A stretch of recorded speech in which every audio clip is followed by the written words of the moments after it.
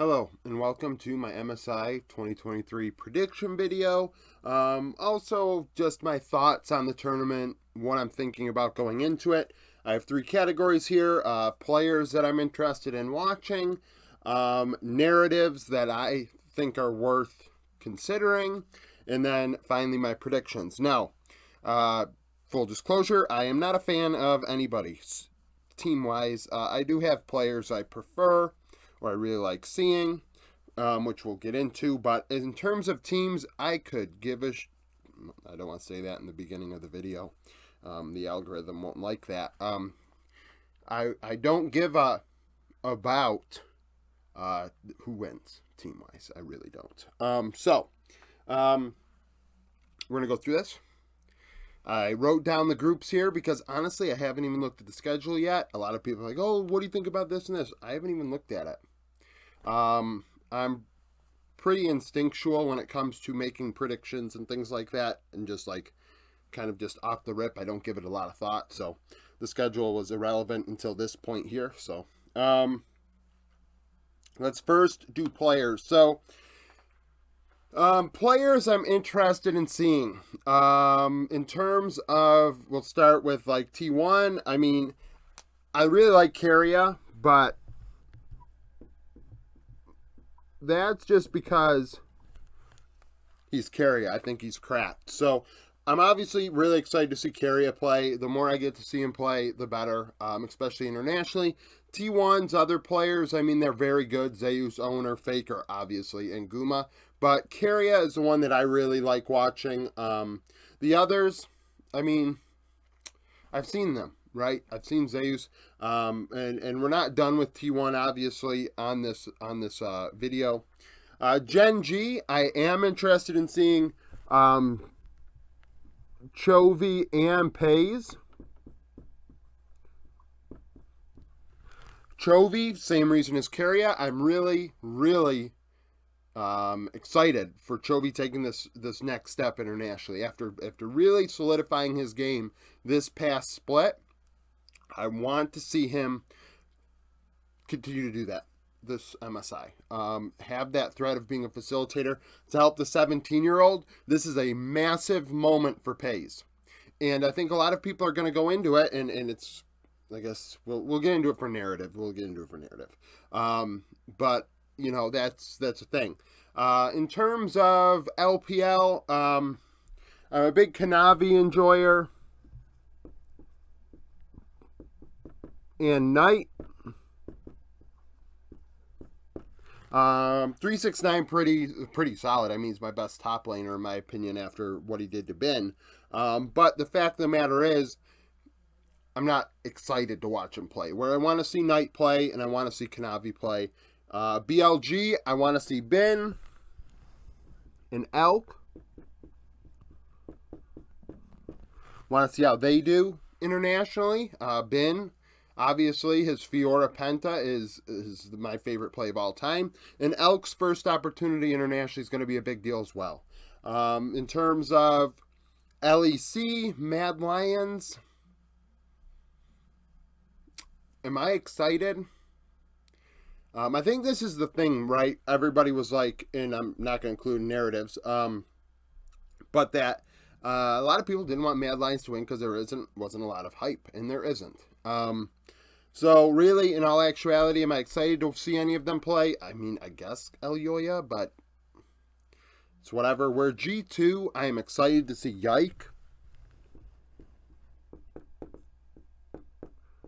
See how he does. Can he perform at this level? Can he continue? Just like we hit on Pays a bit.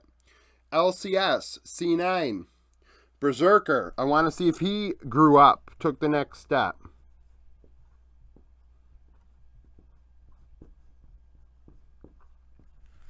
Did he take the next step after playing internationally at Worlds and a young, like, cracked player? Golden Guardians, River. I'll put River down. I'm not going to put Gory down. And reason being, I really don't think Gory's good, but I don't think he So River is exceptional. I think River has shown at MSI in the past. On PSG, we've mentioned it multiple times throughout these preview videos. He is world class. So definitely a player fun to watch. In terms of the minor regions, PCS, I mean, I guess Junjia is interesting, as is, sorry, I'm right on top of the mic here, Levi. Junjia and Levi, both interesting players. Kiea did not impress me at Worlds, so he's kind of off this list right now. But Levi, obviously exceptional. In terms of the other three minor region teams, DFM, I've seen them enough. I've seen them all. They're not anybody that's going to really like, oh my God, I'm excited to see them. I'm not excited to see anybody on Loud, really. I know a lot of people really like Robo, but I mean, I'm not going to write Hillesong on here because he ends his face off. I'm not putting Robo on here. And then Rainbow 7, Bong. Bong is who I want to watch.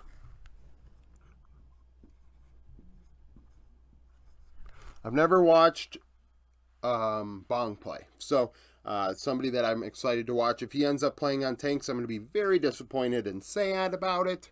But it is, sorry for hitting the mic, it's just the reality of the situation and the way Rainbow 7 have been playing lately. So those are the players that I'm going to be like really keeping my eye on and going to be like excited to watch and see how they perform this tournament.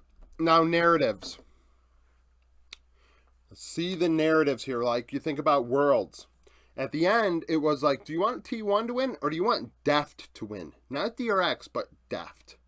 And that was like a super great narrative that I think a lot of people ended up really getting excited about. Like, it was like something that everybody had a hand in rooting for outside of T1 fans. Is there a narrative that is even close to being that strong at this event? I mean, maybe. Some things to think about. Young players. Let's go young talent. Pays, Yike, Berserker. Even Zeus, Owner, Carria, Guma. Delight's younger. Chovy is not old. JDG, I don't think, Knight might be a little older. Elk is young. Bin is not old. Shun is a younger player. There are a lot of young players in this tournament. Junjia is a younger player. Fudge is not old. There's a lot of young talent at this event. It's going to be very fun to watch them develop, see who shows up, who doesn't. We have to keep in mind, and a lot of people don't like doing this because it's the league community and they get like hyperbolic and just frankly disgusting sometimes. But for a first event for a player, like for instance Pays could absolutely shit the bed this tournament. And for me, he is still as good as he was before he showed up. Because just like Berserker at Worlds, the first time is a big deal. And maybe they do crumble under that pressure. But it's about how they take that moment and go forward with it. You think of T1 last year. I really docked Guma on that because Shogun and Taki pretty much popped Guma and Carria in the throat to start MSI last year, and Guma wasn't the same for 6 months, right? So it said a lot about Guma. It said a lot about him. So how do young players perform if Pays gets gapped or Yike gets gapped? Can they return domestically, return to the form they had in spring and take this over to Worlds and then, grow and show development? I think that's very important. And who knows, the young talent may have the potential to win. They definitely do. I think that's entirely possible.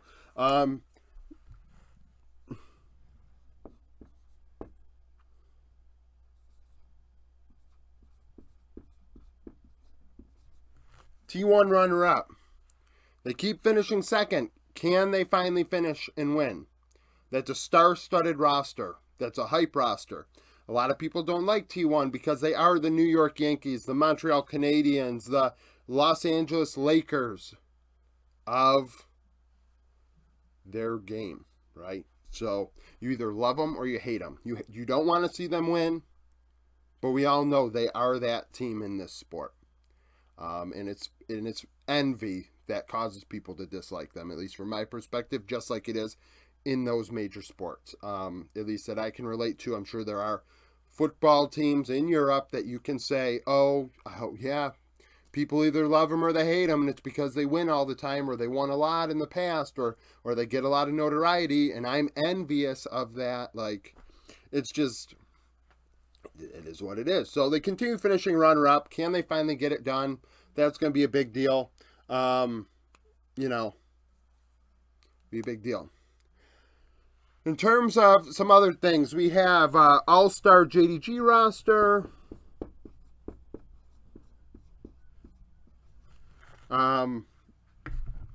Even, for instance, Chovy Knight.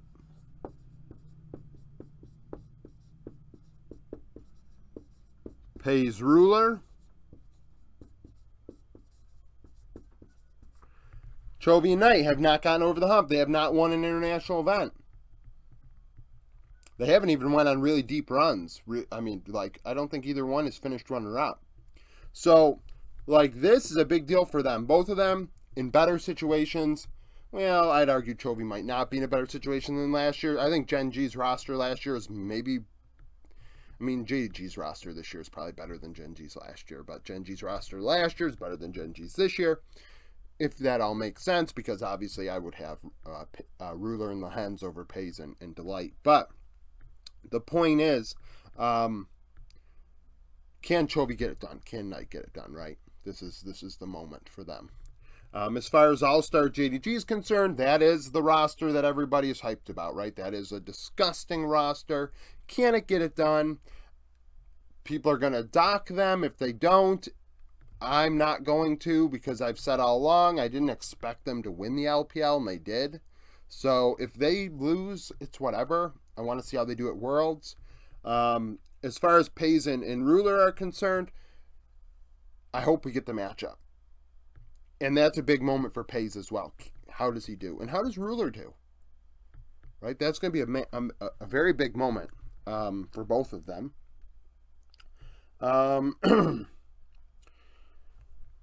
So let me think. Are there any Western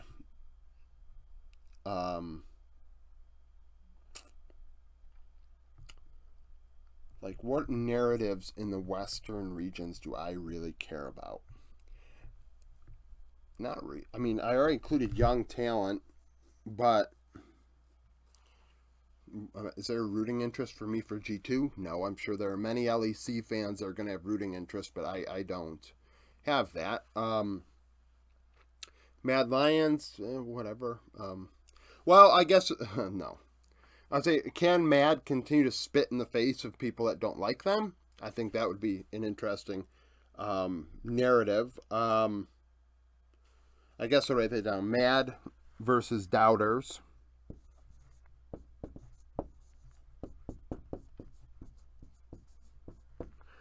In terms of LCS,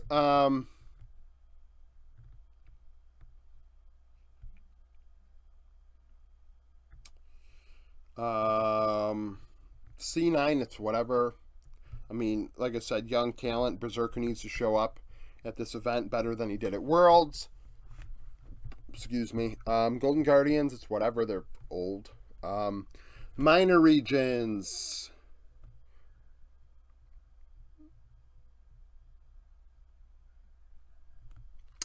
Well, I don't have much. I know I have a lot of Brazilian subscribers and viewers, but there's no narrative that I really can put stock in for that. Like, what? They're against Japan. Like, ooh, great, you might get to rematch Japan. Woohoo. That's not anywhere close to these narratives. So I can't give that much stock. The other thing, minor region stuff, I really just, it's whatever.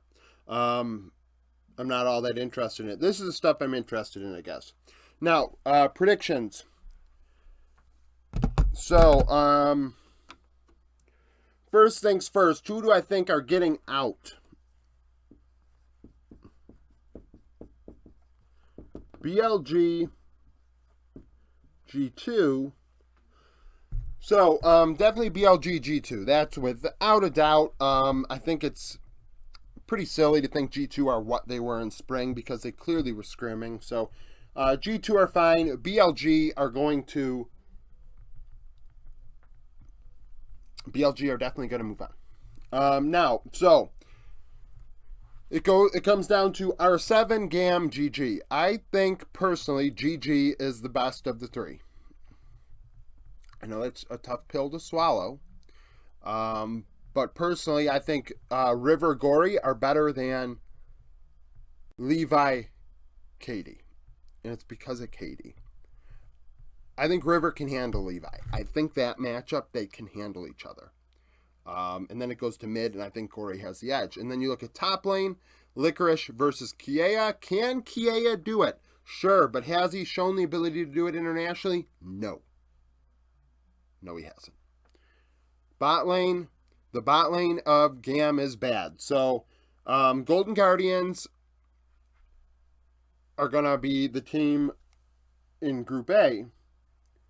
And then Group B, G2 and Loud, and then PSG and DFM. So,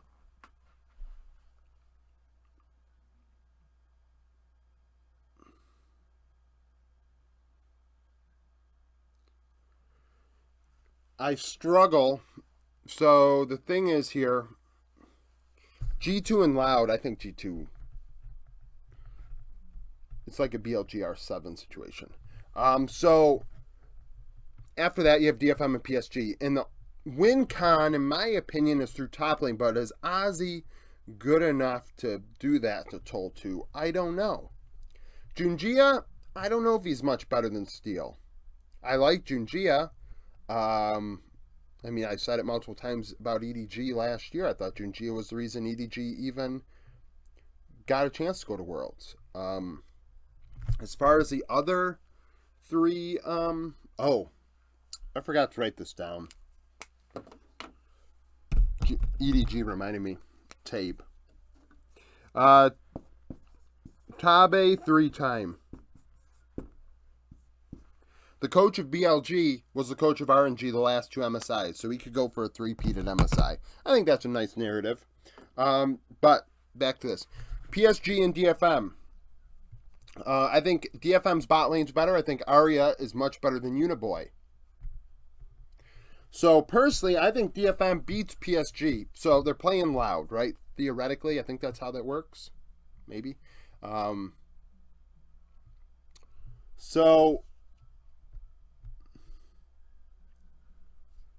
whatever. Who's the best team of those three? I think it could be DFM. So with that in mind, I'm going Golden Guardians. I think Golden Guardians are better than DFM. Are they? Yeah, they are. So, because I think it's going to be DFM versus GG. If that's possible. I don't have the bracket in front of me. These three are the teams I have moving on. Which obviously people are like, oh, wow, he picked the three major regions. Of course he did.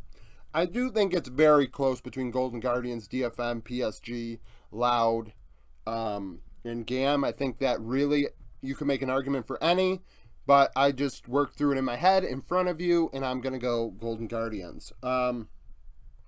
Now, as far as the tournament's concerned, I don't care about seeding. We don't even know how that's going to work. So I'm just going to do it this way.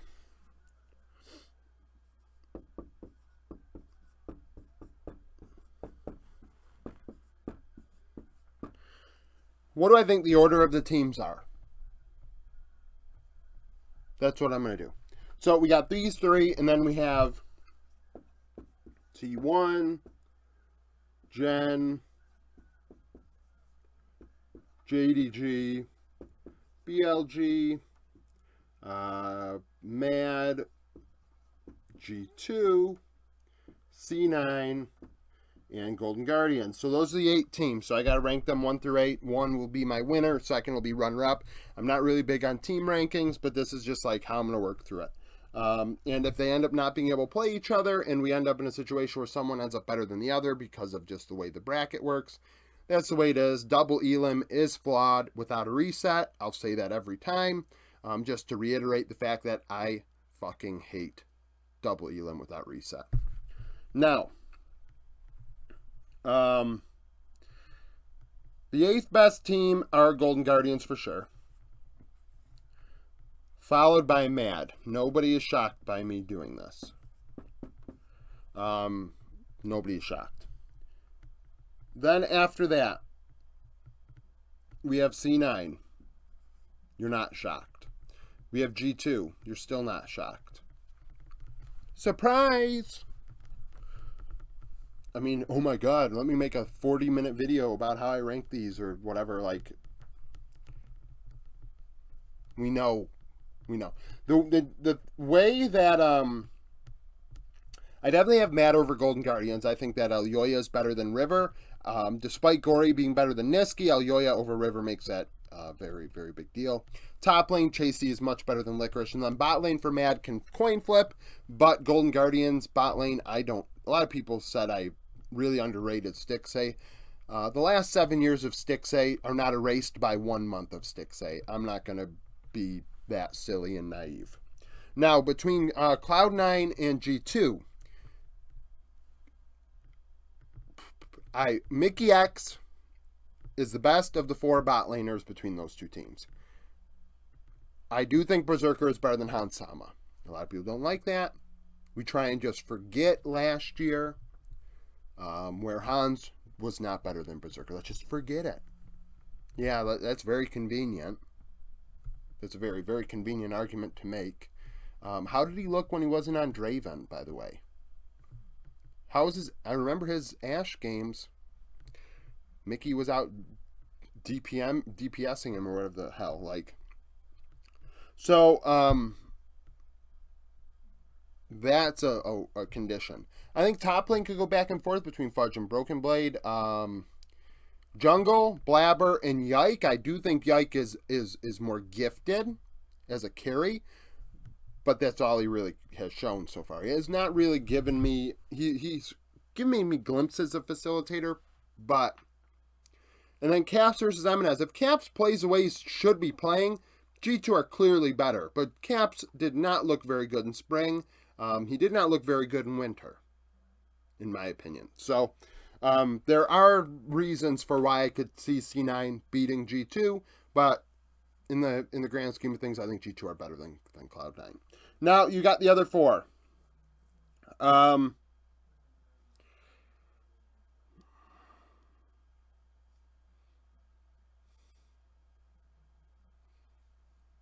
Okay. 4th is Genji.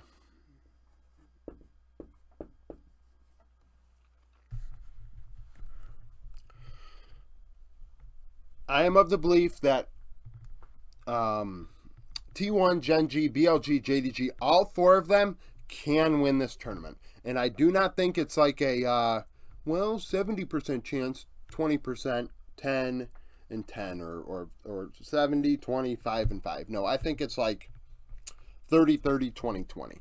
I think it's anybody's tournament. It's cute. Genji beat T1 in the finals. T1 beat Genji the week before. Hopefully we get the tiebreaker match to actually determine who, in my opinion, actually won LCK.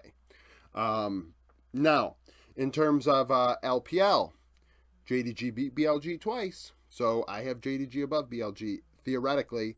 But BLG did give them a good run. I really like what BLG has done with Bin since playoffs. Bin's played a ton of Scion, Malphite, Ornn, Cho'Gath, stuff like that in the top lane and solo queue because 369 called him out before that and said, you should not play this game. You should play a solo game if you want to care about lane so much. This is a team game. And 369 showed him how to be more valuable and win a split in the finals by playing a team game where Ben was in the side lane with no KP taking a turret on Fiora as the game is over. And I thought that was very important. People are like, oh yeah, but 369 was smoking after and this and that. He was taking a victory cigarette is what he was doing. He was thinking to himself, damn, this guy really, like, I can't believe he talked shit. Like, look at him. So, and I love Ben. So that's a thing. Third, I have T1.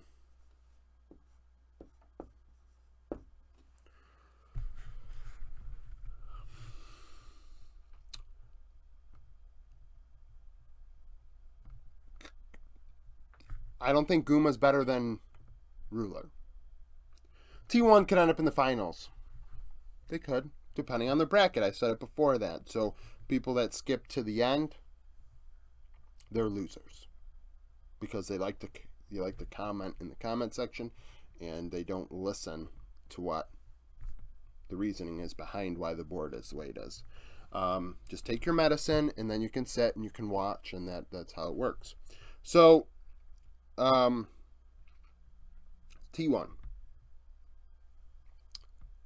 Third.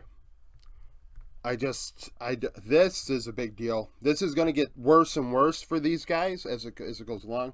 I think Faker leaving a lot to be desired. I think Owners left a little bit to be desired, and Guma has as well. So they're third, and then this is where, oh, well, you put LPL teams above the LCK teams. What has MSI done the last few years? Oh, but what about Worlds? Well, Worlds, maybe the order will be different, but what has MSI shown us the last couple years? So, second,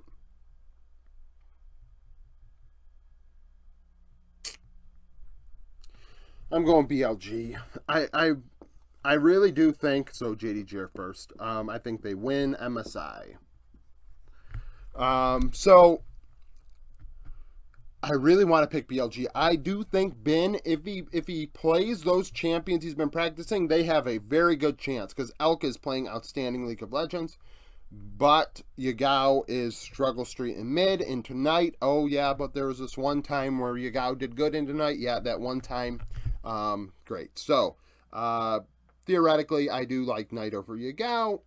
Kanavi is fantastic. Maybe the third best player in this tournament.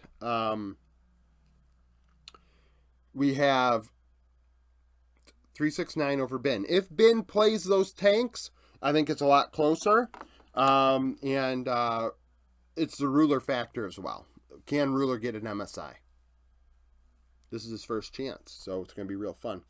So that's it for the video. Thank you for watching. If you like the video, like it, subscribe to the channel, follow me on Twitter, join the Discord, become a YouTube supporter, and thank you for watching.